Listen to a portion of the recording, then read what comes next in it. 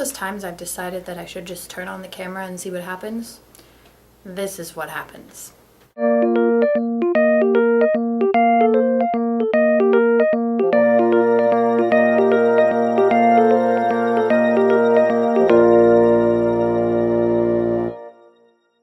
Can we talk about first impressions for a second?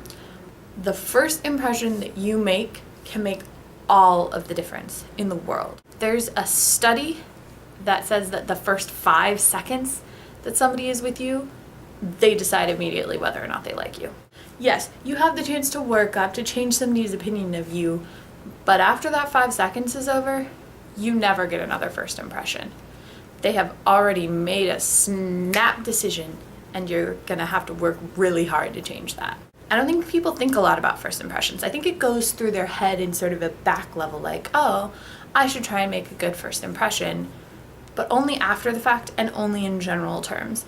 Reading about first impressions and seeing every single day how they can affect people has sort of led me to think a little bit more about my first impression. And the nice thing about video like this is that I can think about my first impression over and over and over and over. And I can re-record until I get the perfect first impression. But in real life, you can't do that. So you have to just be thinking about the way you act around people, about the things you say to people, about the person you want to portray to people. And this isn't something that should stress you out. This is something that should let you know that who you are in the first 5 seconds is actually probably who you are.